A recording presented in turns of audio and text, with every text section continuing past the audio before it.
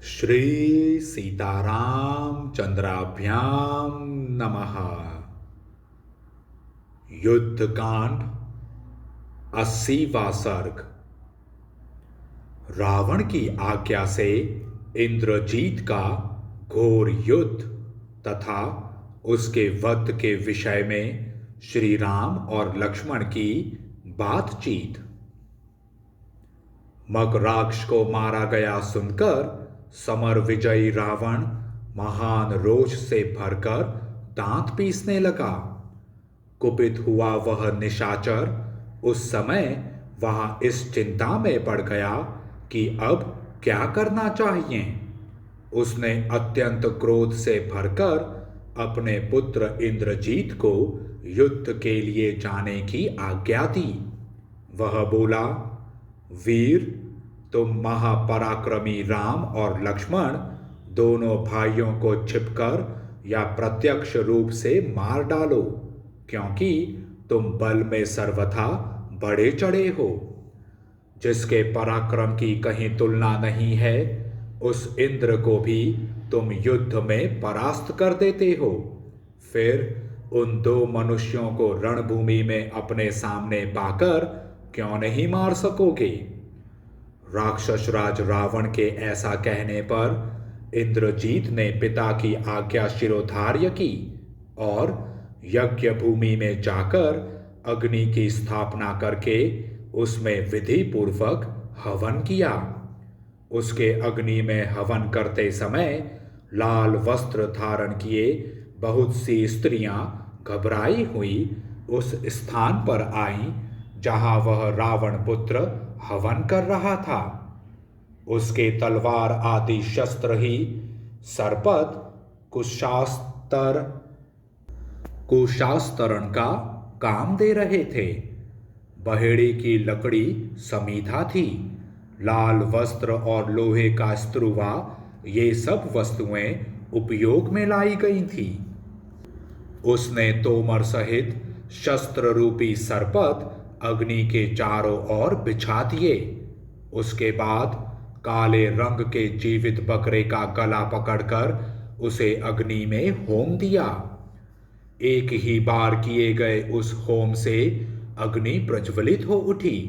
उसमें धुआं नहीं था और बड़ी बड़ी लपटें उठ रही थी। उस अग्नि में वे सभी चिन्ह प्रकट हुए जो विजय की सूचना देते थे। उस समय तपाए हुए सुवर्ण के समान कांतिमान अग्निदेव ने स्वयं प्रकट होकर हविष्य ग्रहण किया। उनकी ज्वाला दक्षिणावर्त होकर निकल रही थी। अग्नि में आहुति दे आभिचारिक यज्ञ संबंधी देवता, दानव तथा राक्षसों को तृप्त करने के पश्चात इंद्रजीत अंतर्धान होने की शक्ति से संपन्न सुंदर रथ पर आरूढ़ हुआ। 4 घोड़ों, पैने बाणों तथा अपने भीतर रखे हुए विशाल धनुष से युक्त वह उत्तम रथ बड़ी शोभा पा रहा था। उसके सब सामान सोने के बने हुए थे, अतः वह रथ अपने स्वरूप से प्रज्वलित सा जान पड़ता था। उसमें मृग, अर्धचंद्र और पूर्ण चंद्र अंकित किए गए थे, जिनसे उसकी सजावट आकर्षक दिखाई देती थी। इंद्रजीत का ध्वज प्रज्वलित अग्नि के समान दीप्तिमान था। उसमें सोने के बड़े बड़े कड़े पहनाए गए थे और उसे नीलम से अलंकृत किया गया था। उस सूर्य तुल्य तेजस्वी रथ और ब्रह्मास्त्र से सुरक्षित हुआ वह महाबली रावण कुमार इंद्रजीत दूसरों के लिए दुर्जय हो गया था।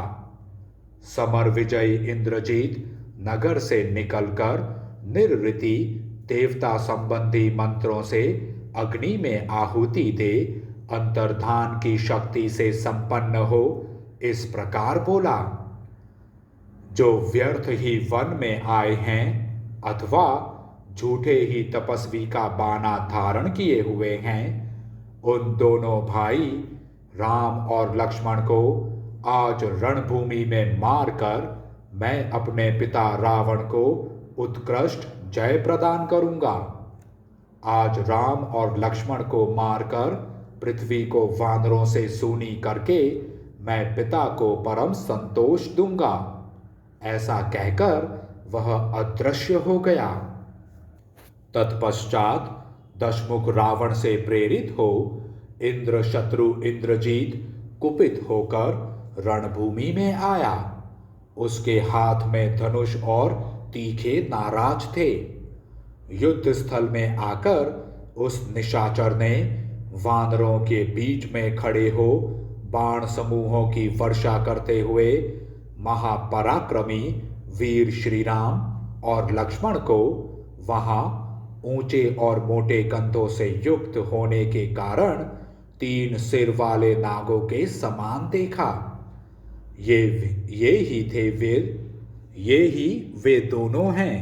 ऐसा सोचकर इंद्रजीत ने अपने धनुष पर प्रत्यंचा चढ़ाई और जल की वर्षा करने वाले मेघ की भांति अपनी बाण धाराओं से संपूर्ण दिशाओं को भर दिया। उसका रथ आकाश में खड़ा था और श्री राम तथा लक्ष्मण युद्ध भूमि में विराजमान थे।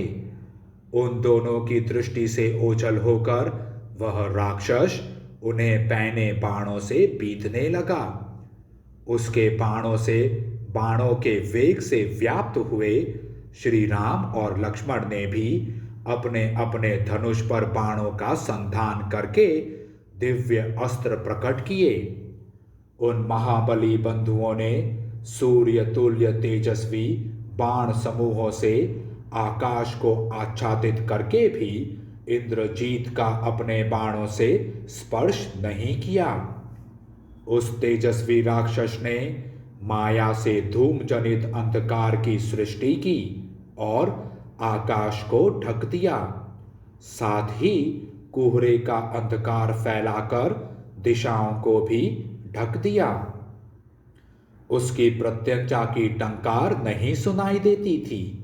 पहियों की घरघराहट तथा घोड़ों की टाप की आवाज भी कानों में नहीं पड़ती थी और सब और विचरते हुए उस राक्षस का रूप भी दृष्टिगोचर नहीं होता था।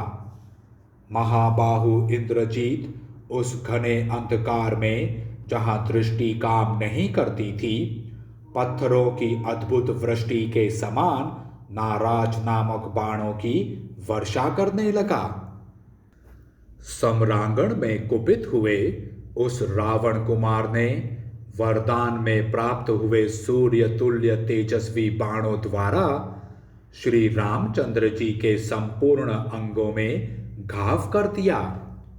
जैसे 2 पर्वतों पर जल की धाराएं बरस रही हो, उसी प्रकार उन दोनों नर श्रेष्ठ वीरों पर नाराजों की मार पड़ने लगी।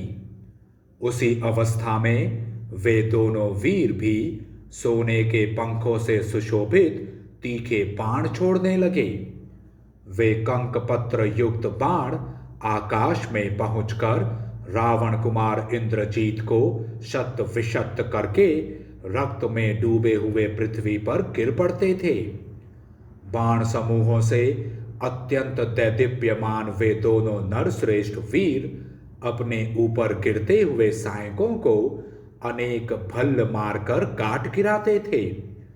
जिस ओर से तीखे बाण आते दिखाई देते, उसी ओर वे दोनों भाई दशरथ कुमार श्री राम और लक्ष्मण अपने उत्तम अस्त्रों को चलाया करते थे। अतिरथी वीर रावण पुत्र इंद्रजीत अपने रथ के द्वारा संपूर्ण दिशाओं में दौड़ लगाता और बड़ी फुर्ती से अस्त्र चलाता था। उसने अपने पैने बाणों द्वारा उन दोनों दशरथ कुमारों को घायल कर दिया। उसके सोने के पंख वाले सुदृढ़ सायकों द्वारा अत्यंत घायल हुए वे दोनों वीर दशरथ कुमार रक्त रंजित हो खिले हुए पलाश वृक्षों के समान प्रतीत होते थे। इंद्रजीत की वेगपूर्ण गति, रूप, धनुष और बाणों को कोई देख नहीं पाता था। मेघों की घटा में छिपे हुए सूर्य की भांति उसकी कोई भी बात किसी को ज्ञात नहीं हो पाती थी।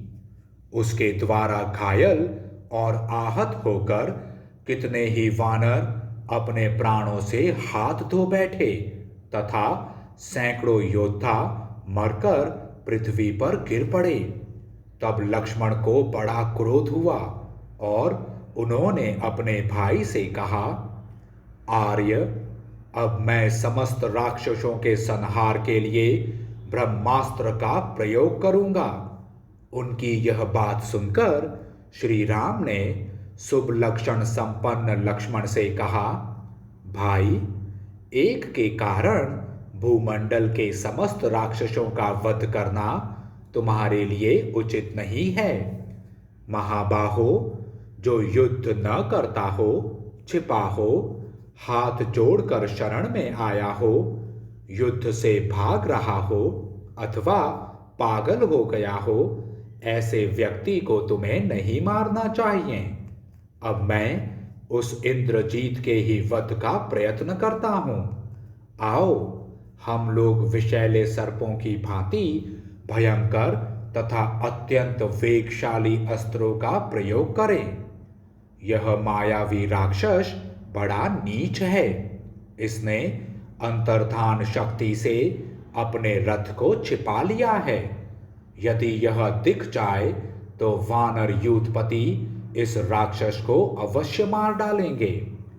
यदि यह पृथ्वी में समा जाए, स्वर्ग को चला जाए, रसातल में प्रवेश करे अथवा आकाश में ही स्थित रहे, तथापि इस तरह छिपे होने पर भी मेरे अस्त्रों से दग्ध होकर प्राण शून्य हो भूतल पर अवश्य गिरेगा।